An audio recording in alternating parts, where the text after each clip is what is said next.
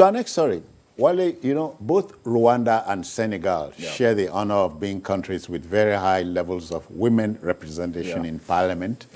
Rwanda with 61%, Senegal 47%, you know.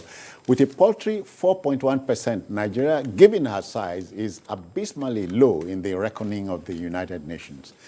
The UN Women Representative to Nigeria and ECOWAS, Ms. Beatrice Eyong, was a guest at He for She, that is, men who support gender equality, and organized by the Center for Democratic Development CDD. She said Nigeria was the least in terms of women representation in Africa. She added that it's very appalling and very unsatisfactory and unacceptable. Empowering women politically, if you ask me, is essential to the health and social development of families, communities, and countries. Or what do you say? Absolutely. It has been proven, you know, through many researches all over the world that where women are empowered, there is a link between women empowerment, growth, sustainability, peace, and well-being of the society. The disempowerment of people, of women, is historical. It's not just in Nigeria alone. But so many countries have, you know, been able to cross that hurdle. Yeah. Not until 1906 were women able to vote in anywhere in the world. And that took place in Finland. And even in UK, as developed as it is, until 1928, women were not enjoying suffragettes. suffrage. So, but in Nigeria, in Africa, in the past 20 years, there have been tremendous changes.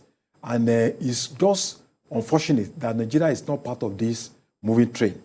We are, you know, being overtaken by countries like Chad, South Sudan, Namibia, Senegal, South Africa.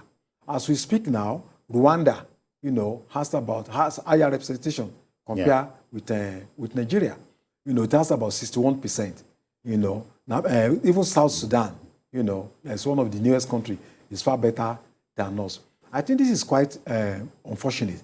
In Nigeria, we are talking about between 4 to 6% of women representation. So it means that it's, you know, it mirrors the level of our democratic governance.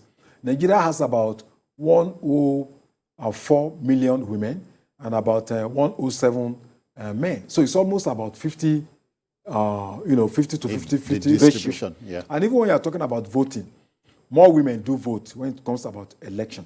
We have about 68%, you know, participation of women participation, while men participation is about 65%. Unfortunately, women are used as entertainment objects during political rallies.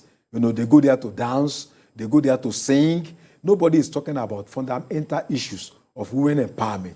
And of course, women, we all came through women. The agony they go through for the 9 months makes them to be more emotional, make them to be more compassionate, makes them to be more affectionate. And that is why you see that where women are in power, they are even less corrupt. Researches all over the world have proven that women are less corrupt. So it's a disadvantage to ourselves, you know, to have a country where, in Nigeria, for instance, where women are less empowered, women are looked down upon, women are treated as objects instead of as subjects. So I hope there's going to be a paradigm shift. This is a major crisis, and I hope something has to be done fundamentally. It's not just about, okay, women go and contest when the field is not even. Yeah. You know, there are so many things that put them at disadvantage. So we need to create a conducive environment where women can be seen as equal partners for the development and prosperity of our country. Equal partners in progress. Yeah. Jide, but you know, the counter-argument is Nigeria, nay Africa, runs a patriarchal system, not the matriarchal. And some people talk about religion and culture. And are the men afraid of the women in our country? I don't think this is because they are afraid of the women. I think they come to see the men as superior to the women. Many of us think that this is a man's world. That's why some things that men will easily get away with, women dare not even contemplate it. Yeah. You know, they dare not consummate the idea. But men will do it, and we think that it's a man's world. But it will be nothing without the women, even if it's a man's world. People, you see, I wish that our people begin to see it that way. When it comes to women participation in politics, the level at which it is in Nigeria is a disgrace. Honestly, we have not shown leadership at all. I mean, if some of the small countries around us, Senegal, let's not even talk about Rwanda, because Rwanda is a global leader when we are talking about women representation, especially in parliament, you know, not just appointed positions, elective positions, where we tend to want to give women a chance in our countries in appointed positions. But we can do much better than that. Women can do a lot more in helping us build a nation for everyone if we give them the chance to get more involved in politics. I remember in the days leading to the primaries, the wife of our president, Aisha Buhari, went to see the APC national chairman with a view to getting the party to support more women. That's it. You know, more women to contest elected contest in those primaries. No, just even starting with the primaries. Contest in those primaries and see how many of them can emerge at the end of the day. But if you are to check how many women eventually became candidates, your guess is as good as mine. Remember even the senator, Senator Binani, who won the APC ticket in Adama. She went through a lot of hell. Yes, it's just recently that she won at the level of appeal. Yeah. And we don't even know whether they will still take her all the way to Supreme Court. No one is sure. You know, you look at Northern Nigeria, for example. Northern Nigeria. Houses of Assembly, especially in the Northwest. How many women are in the Houses of Assembly? You can't have women as represented as they are in voting. They are easier to mobilize than the men. They are far easier to mobilize than the men. That's why you see them populate political gatherings. You see them come out on election days. They vote because they have the patience, they have the stamina to stand in the queue for so long and vote. You see them. They always... They weather the storm. Yes, they are ready to vote a lot. But how many positions are we prepared to concede to them? And this should begin at the level of the primaries, not in the election proper. If parties allow many women to even emerge, if you zone certain positions to women, then it means that you could see two women facing one another, maybe in the House of Assembly election, maybe in a senatorial contest and all that, which will make it a fait accompli that a woman will emerge as the candidate of the party. You get the point that I'm making? Oh, yeah. We have not simplified the process consciously to encourage more women to participate. Shall we talk briefly about internal democracy at the party level? Even when we are talking about internal democracy at the party level, we still have thugs bearing cutlasses, shunting people aside, even on the queues. I remember speaking with a woman leader who said, look, even when we try to contest, the men will still prevail because they will use their thugs to disrupt queues and all that. There's a woman was saying, here in Lagos. So I'm saying that we can't have in the Northwest, for example, 7 states And in the House of Reps, no woman. Senate, no woman. 7 states, 7 states. Not just one, not one. And even in the Southwest too. Yeah. The situation has not really changed. We are harassed. We are harassed citizens. The great Aminu Kano had as his running mate a woman. Oh, yeah. I remember. A Yoruba woman. Yes. Back then. I remember. So are we saying that we are just simply regressing, we're just going back? We couldn't build on that? How many of the main the strong candidates, how many of them are women as their running mate, presidential running mate? Is it such a bad thing to say, okay, let's also have a woman? Wale, have you heard the argument or the counter logic that a man would be wary of exposing the wife to what the men go through? Yeah, that argument is always there. But I think it's an excuse that is not, it's a kind of a defense mechanism in order to justify why, because when we need these women to go and vote, to mobilize people, we send them. Yeah. Say, go and mobilize in rural areas. Send them to the same environment. The same environment, And you see, every political party, they usually have woman leader. Have we ever heard of men leader? Because they know to mobilize women is very critical.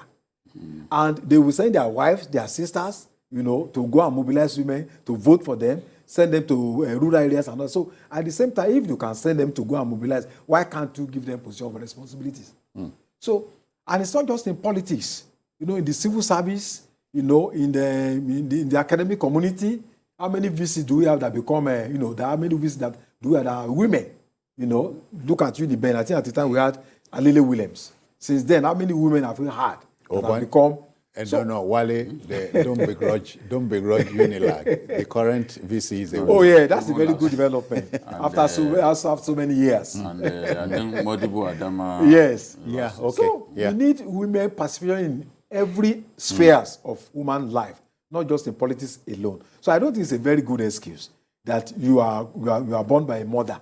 Then when it comes to giving responsibility, to say, no, I don't want to send my wife or mother, that kind of thing. I think it's not a good excuse for us. It's not logical. I remember the first... And when you look at Obasanjo gave some women a chance, and they excelled. Yeah, they put them appointive offices. Appointive, yes, appointive. And they excelled. But do you remember the Ogun State Speaker of the House? All of them. Speaker of the House in Ogun State who got wahala from the men. I've forgotten her name now. In Ogun State, a woman. The former minister too. In Ogun State, the former minister when Mosu was there. And Anambra State had a female governor, Virginia Etiaba. Just for 1 year. Her reign was was I think about 2006 to 2007. Just 1 year. It's short. So we are still. Is it in our body politic to shut them out? No, I think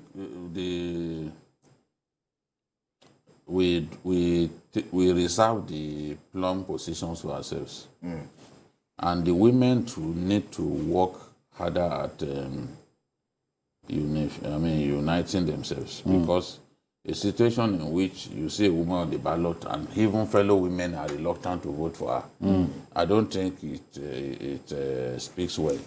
I know that a lot of the women can compete with the men when it comes to the kind of money being shared at these primaries. The women can compete. That is a fact. So, but women need to back one another a lot more. What's the point in a woman not having? They say it's difficult for women to back. Who could have voted for her. Yeah. Remember Sarah Jibrin? Was the only presidential candidate, and she was reputed to have scored just 1 vote. Her own vote.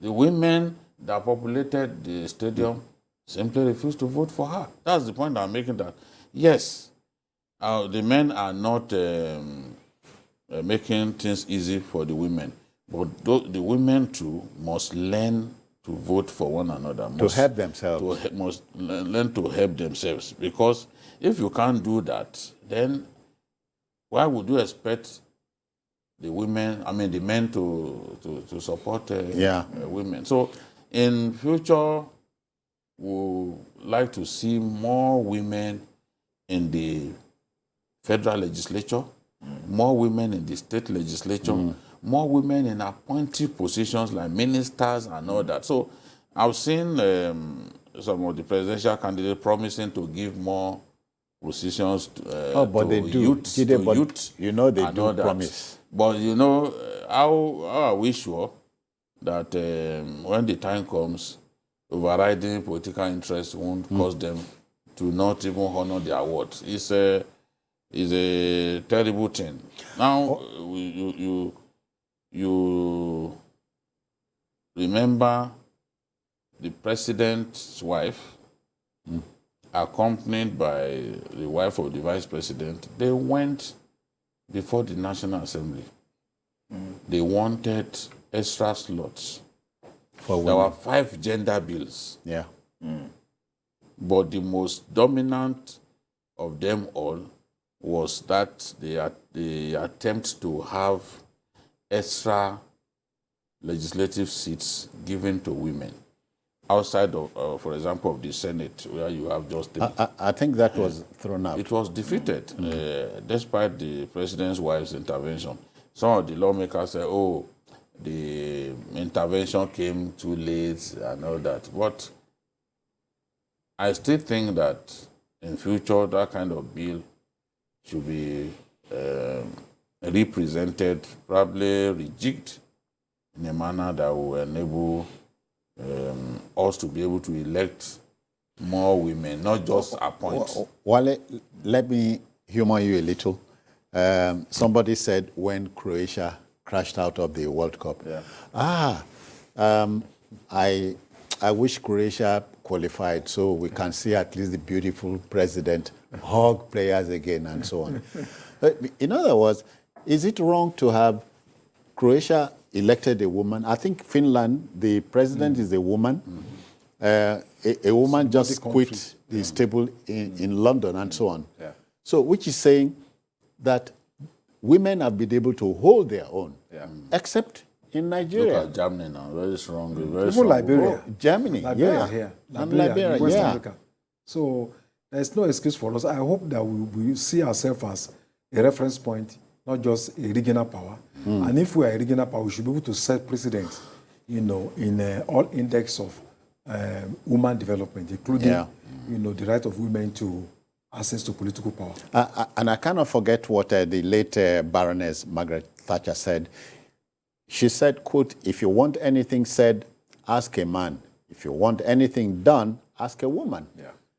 And women in politics, when they come out, they come out tops. When they give them the opportunity, they've shown that they can do a good job. I remember Adams Oshiomhole saying some years back that, look, women are ripe for the position of president in our country, and that he's convinced that if they get that chance, that they are going to do a much better job than the men. I'm convinced. The few of them that we had during the Obasanjo era, I think that they still remain the stars of that Jide, who will administration. forget Akunyi, Professor Akunyi? Bless her soul. No one. You remember how Obasanjo scouted her? Obasanjo had stories about her. That she was sent abroad, spent money, and brought back leftover. She didn't spend all of the money. Some people will have put all kinds of lies together as per where they went. They do retirement to enable them be able to use all the money. Akunyi returned what was left to government coffers. I cannot forget the dogged fight between the woman and the drug faker in Onisha, if you remember. The bullet, knocked her headgear away. She just managed to survive. And look at the woman at SEC, who fought Yeah, that's it. rogues in the National Assembly. She exposed how they were stealing money and all that. And she said, look, I will not succumb to your blackmail. And for that reason, they did not appropriate money for SEC. Have you forgotten Wale Adeosun, the minister? Yeah, Yes. from Ogun State. Helped to save billions of naira for the federal government, but she had to go. Yeah. Yes. Even in our history, we've had people like Queen Amina. We've had people like Moremi who have, thousands, hundreds of years ago. Fela's mother. Yeah, Tough Funmilayo women. Kuti. So, Tough women. very tough. Margaret Ekpo. Yeah, Margaret Ekpo. So what are we talking? There are historical references for us that should tell us that, our Gambo Sawaba. Yes. Yeah. The other woman, the Gwari woman, the pot maker, Ladi Kwali. Ladi Kwali, yeah. These are heroes. The heroine, known all over the world. So I don't think we have any excuse to just fight the exclusion. Because the few occasions that we gave them a chance, they showed that they were capable of doing an excellent job. There was this woman who was very famous. She was the one in charge of the stock market there. Undi Okereke. We had some excellent women during the Obasanjo years. They were tough at their job. Every time there's that viral video of the woman, the SEC woman.